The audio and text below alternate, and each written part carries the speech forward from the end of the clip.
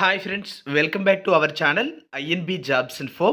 Friends, union public service commission నుండి కార్మిక మరియు ఉపాధి కల్పన మంత్రిత్వ శాఖకు చెందిన ఎంప్లాయీస్ ప్రొవిడెంట్ ఫండ్ ఆర్గనైజేషన్లో పర్సనల్ అసిస్టెంట్ అనే పోస్టుల భర్తీకి దరఖాస్తులు కోరుతూ నోటిఫికేషన్ విడుదల చేశారు. ఈ నోటిఫికేషన్ ద్వారా 323 వేకెన్సీస్ని రిక్రూట్ చేస్తున్నారు. ఈ పోస్టులకు ఇండియన్ సిటిజన్స్ అందరూ అప్లై చేసుకునే అవకాశం ఉంది. ఈ వీడియోలో నోటిఫికేషన్కి సంబంధించిన వివరాలు చెప్తాను. కంప్లీట్ నోటిఫికేషన్తో పాటు ఆన్లైన్లో అప్లై చేయడానికి అవసరమైన లింక్ అనేది డిస్క్రిప్షన్లో ప్రొవైడ్ చేశాను. అక్కడ క్లిక్ చేసి పూర్తి స్థాయి నోటిఫికేషన్ని డౌన్లోడ్ చేసుకోవచ్చు. ఈ వీడియో మీ ఫ్రెండ్స్లో ఎవరికైనా ఉపయోగపడుతుందంటే షేర్ చేయండి.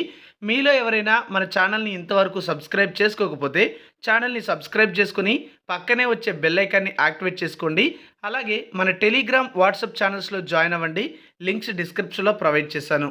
మరి ఈ నోటిఫికేషన్ డీటెయిల్స్ చూసినట్లయితే ఈ నోటిఫికేషన్ అనేది యూనియన్ పబ్లిక్ సర్వీస్ కమిషన్ నుంచి విడుదల చేయడం జరిగింది. ఈపీఎఫ్ఓలో అంటే ఎంప్లాయీస్ ప్రొవిడెంట్ ఫండ్ ఆర్గనైజేషన్లో పర్సనల్ అసిస్టెంట్ అనే పోస్టుల భర్తీకి దరఖాస్తులు కోరుతున్నారు. మొత్తం 323 పోస్టులు ఉన్నాయి. అందులో అన్రిజర్వ్డ్ కేటగిరీలో 132 పోస్టులు, ఈడబ్ల్యూఎస్ కేటగిరీలో 32 పోస్టులు, ఓబీసీ కేటగిరీలో 87 పోస్టులు, ఎస్సీ కేటగిరీలో 48, ఎస్టీ కేటగిరీలో 24 పోస్టులు ఉన్నాయి. పీడబ్ల్యూబీడీ కేటగిరీలో కూడా ఒక 12 వేకెన్సీస్ ఉన్నట్టుగా నోటిఫికేషన్లో తెలియజేయడం జరిగింది. ఈ ఉద్యోగాలకు ఇండియన్ సిటిజన్స్ అందరూ కూడా అప్లై చేసుకోవచ్చు. ఈ పోస్టులకు సెలెక్ట్ అయినట్లయితే మీరు ఇండియాలో ఈ ఈపీఎఫ్ఓ ఆఫీసులో ఎక్కడైనా పోస్టింగ్ పొందవచ్చు. మన ఆంధ్రప్రదేశ్ మరియు తెలంగాణలో కూడా వీటికి సంబంధించినటువంటి ఆఫీసులు ఉన్నాయి కనుక మన తెలుగు రాష్ట్రాల్లో కూడా మీకు జాబ్ వచ్చే అవకాశం ఉంటుంది. పోస్టులకు సెలెక్ట్ అయిన వారికి లెవెల్ 7th సిపిసి ప్రకారం లెవెల్ 7 కింద పే స్కేల్ అయితే ఉంటుంది. మరి ఈ పోస్టులకి అప్లై చేయడానికి ఉండవలసిన వయస్సు ఎంత అంటే అన్రిజర్వ్డ్ లేదా ఈడబ్ల్యూఎస్ క్యాండిడేట్స్ అయితే గరిష్ట వయస్సు 30 సంవత్సరాలు. అదే ఓబీసీ కేటగిరీ అభ్యర్థులు అయితే గరిష్ట వయస్సు 33 సంవత్సరాలు. అదేవిధంగా ఎస్సీ ఎస్టీ అభ్యర్థులు అయితే 35 సంవత్సరాలు, పీడబ్ల్యూబీడీ క్యాండిడేట్స్ అయితే 40 సంవత్సరాలు, కనీస వయస్సు అయినట్లయితే 18 సంవత్సరాలు. ఇక్కడ చెప్పినటువంటి ఏజ్ అంతా కూడా ఏజ్ రిలాక్సేషన్తో కలుపుకొని మనకి ఇవ్వడం అయితే జరిగింది. మరి ఈ పోస్టులకి అప్లై చేయాలంటే ఉండవలసిన క్వాలిఫికేషన్స్ ఏంటి అంటే బ్యాచిలర్ డిగ్రీ క్వాలిఫికేషన్ ఉండాలి. దీంతో పాటుగా స్టెనోగ్రఫీకి సంబంధించినటువంటి నైపుణ్యం కలిగి ఉండాలి. 10 మినిట్స్ అయితే మనకిస్తారు. 120 వర్డ్స్ పర్ మినిట్ స్టెనోగ్రఫీ చేయగలిగినటువంటి డిక్టేషన్ స్కిల్ ఉన్నట్లయితే మీకు ఈ పోస్టులకి అప్లై చేసుకోండి. అది కంప్యూటర్ మీద చేయాలి. మీరు ఎవరైతే వీళ్ళు పెట్టే ఎగ్జామ్లో క్వాలిఫై అవుతారో తర్వాత ఇదైతే కండక్ట్ చేస్తారు. కాబట్టి ఈలోపు మీరు ఇది ప్రాక్టీస్ కూడా చేసుకోవచ్చు. ఇవి గ్రూప్ బి నాన్ గెజిటెడ్ ఉద్యోగాలు. దీనికి సంబంధించినటువంటి హెడ్ క్వార్టర్స్ అనేది న్యూఢిల్లీలో ఉంది. అయితే ఈ పోస్టులకి మనకి ఎక్కడైనా సరే పోస్టింగ్ అనేది ఇవ్వచ్చు. 2 సంవత్సరాల ప్రొబిషన్ పీరియడ్ కూడా ఉంటుందని నోటిఫికేషన్లో తెలియజేయడం జరిగింది. ఈ పోస్టులకి అప్లై చేయాలంటే చివరి తేదీ చూసుకున్నట్లయితే మార్చ్ 27 వరకు కూడా ఇవ్వడం జరిగింది.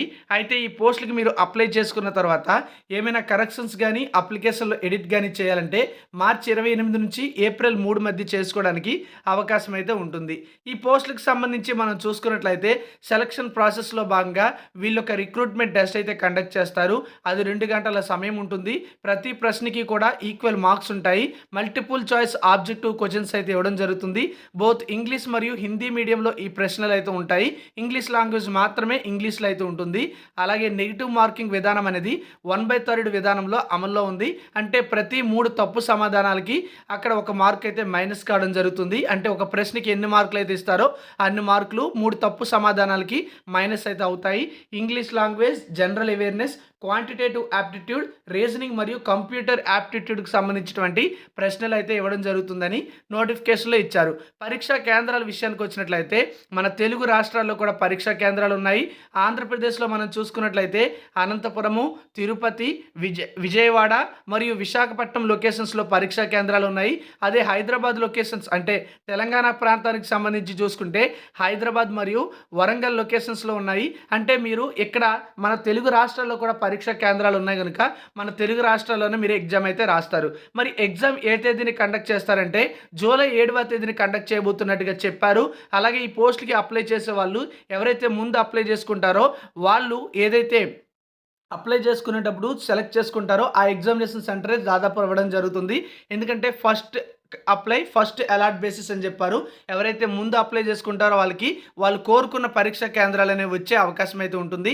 వీళ్ళు పెట్టినటువంటి ఎగ్జామ్లో క్వాలిఫై అయిన వాళ్ళు లేదా వీళ్ళు డిసైడ్ చేసినటువంటి కట్ ఆఫ్ మార్క్ వచ్చిన వారికి స్కిల్ టెస్ట్ అయితే కండక్ట్ చేస్తారు.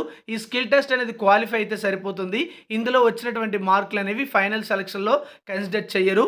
ఇండియన్ సిటిజన్స్ అందరూ కూడా ఈ పోస్టులకి అప్లై చేయడానికి ఛాన్స్ అయితే ఉంటుంది. ఫీజు విషయానికి వచ్చినట్లయితే కేవలం ₹25 మాత్రమే ఫీజు ఉంటుంది. అది కూడా ఎస్సీ ఎస్టీ అభ్యర్థులు, female candidates, ex service man అభ్యర్థులు మరియు persons with bench mark disabilities అభ్యర్థులకి ఫీజు నుండి మినహాయింపు అయితే ఇచ్చారు. అంటే ఎస్సీ ఎస్టీ అభ్యర్థులు మరియు ఫిమేల్ క్యాండిడేట్స్ మరియు పీడబ్ల్యూడీ క్యాండిడేట్స్ అయితే ఫీజు పే చేయక్కర్లేదు. మిగతా వాళ్ళు మాత్రమే ₹25 ఫీజు అనేది పే చేస్తే సరిపోతుంది. ఇది ఈ నోటిఫికేషన్కి సంబంధించిన ముఖ్యమైన డీటెయిల్స్ అన్నీ. మీరు ఒకసారి పూర్తి నోటిఫికేషన్ అయితే చూడండి. కంప్లీట్ నోటిఫికేషన్ చూసి ఎలిజిబిలిటీ ఉంటే త్వరగా అప్లై చేసుకోండి. నోటిఫికేషన్ డౌన్లోడ్ చేయడానికి డిస్క్రిప్షన్లో లింక్ ఇవ్వడం జరిగింది. Thank you for watching.